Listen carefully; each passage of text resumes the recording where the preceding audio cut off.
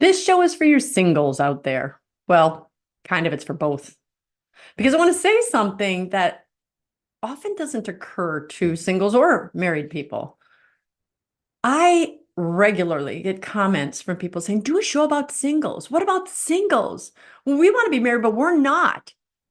And I think about it because so many singles feel, I don't want to use the word desperate, but there's a yearning for, I want my person. I want my person. I want to get married. I don't, you guys always forget about us. And I've heard some people get really frustrated and they're like, we're citizens too. I know. I think about this one conversation I had with a woman. And she said to me, I just am praying to God to please send me a husband. I think she was in her late 50s, maybe early 60s at the point. Let's say late 50s. I just want God to send me a husband. I mean, it's not too much to ask for. Everybody has them, so on and so forth, right? In this conversation, I find out that she had already had two husbands. As you know, that really only means one, and the second one was fake, but she was divorced twice. And I said to her, Sally, you are already married. You have already been married, and you quit on not one, but two of those marriages. Again, we'll just call the second one real for the sake of this show. But she was so desperate to be out of the state of life that she was currently in. She was asking God to be in another. So many singles have said to me, Christine, I just hope God sends me a husband. I think of the things we can do, the house we can have, the children, the family we can build. There's just so many awesome things you can do when you're married that I can't do as a single. And you know what? You're right. You are right. Being married is a vocation, just like being a priest is a vocation. And sometimes so is being single. Because what I want to remind you, and the reason I'm doing this video, is that with every vocation, there is more than just the upside that we see. There's a big sacrifice that we don't see. You think about married couples. There's so many. You do get to have I have a person. When I go to bed at night, I know there's always a person there with me. I know that if I want to go to the movies, I got my person. I know that I can share bills with this person. It's easier to afford houses and stuff. There's good stuff. But there's a lot that you have to sacrifice as well. You sacrifice decorating completely the way you want. You sacrifice free time, especially during that pandemic 4 years ago. You were stuck together in the same house constantly with a person. And every now and then you're kind of like, get out. Not in a mean way, but it's like, I just want to be here by myself sometimes. So there's always a person there. And then you have to also, the simpler things like share the TV or what meal do you want, but money, I want to spend it here and you want to spend it there. Or you're bored of your spouse and you see other men or women that you could be attracted to, and you're just like, this is the one I'm stuck with. The point of this video is this. So many single people want to be married. And so many married people want to be single. Ponder that. If one state of life was better than the other, we would all rush to it and stay in it and be satisfied. But it's not. People who are married, and if their marriage isn't what they had hoped, yearn to get rid of that person or just do it again. And even if they're not unhappily married, but they envy the freedoms that the singles have to travel the world, go where you want, do what you want, your hobbies. No one's going to stop you. Vacation where you want, do your holidays where you want. You're envied for your freedom, your flexibility. But then there's a lot of you married couples that are unhappy, that are envied by the singles.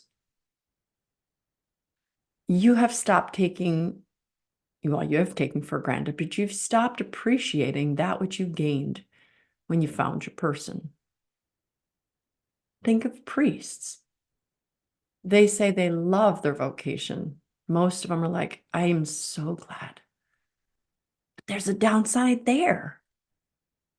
They don't get to have a spouse. They don't get to have children of their own. They don't get to have a person. And sometimes it's very lonely. But then other times, for instance, today that I'm filming this is my pastor's birthday. And he got not one, but 100 presents and 100 happy birthdays and invitations to many people's houses. He gets to pick and choose. He's always the center of attention. There is an upside. Every vocation, every place in life that you are, or whatever you're standing, there is a good side and there is a downside. My goal in this video is to get you to look at the good side of the vocation you are in. Heck, maybe even this video is for priests as well. Maybe some of you who are saying, oh, this is hard. I've given up a lot. For you, think about what you've gained. Think about what you give. You get to take your hands, and in your hands, red becomes the body of the God of the universe. The God of the universe in your hands. Mysteriously.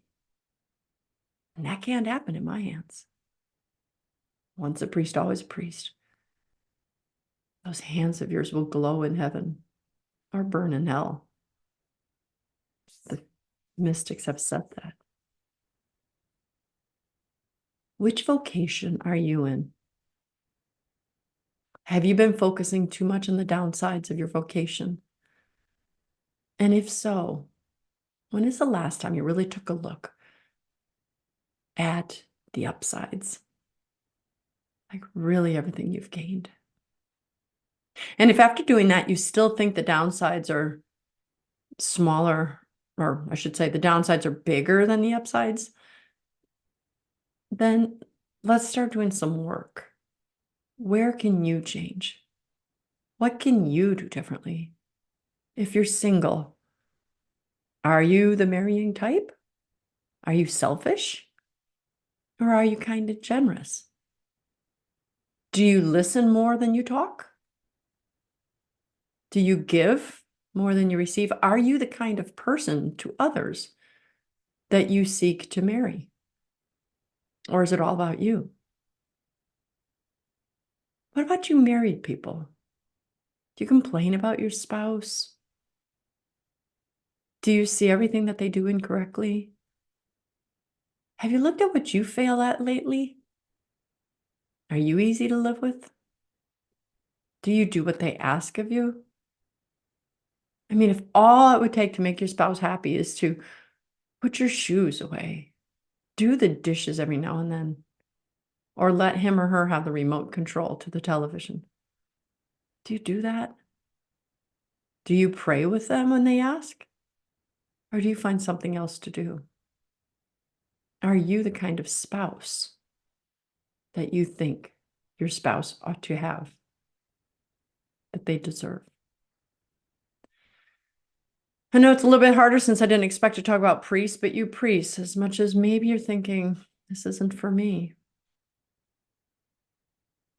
you get to be the spouse of God. You could leave the priesthood and you find a spouse. You may even be attracted to someone now. Find that person, marry him, and be enjoyable for a while. But the euphoria does wear off. And then instead of sharing a rectory with other men, you're sharing a house with a woman. And while you're excited because you can maybe have intercourse now that you couldn't as a priest, well, now you also have to deal with PMS, and you also have to deal with the downsides of children, the screaming, the mess, the attitudes, the expenses. There's an upside and a downside to everything. If you're old and you wish you were young, think of the things that come with age. Peace, wisdom, not caring what people think, as opposed to what you had when you were young. I'm sure you had good looks and great energy, but you cared too much about material things and unimportant things. And now you're so much closer to God. I hope this video helps. Let me know what it is that you started to think about differently because of this video. What do you like about your stage of life? I'd love to hear. I'm Dr. Christine Bacon, and as always, thanks for watching another informational Bacon Bit. And please never, ever, ever, ever forget to stop. Don't stop living your life sunny side up. Did I say that right? Start living your life sunny side up. Don't stop. I think I'm going to end this video here.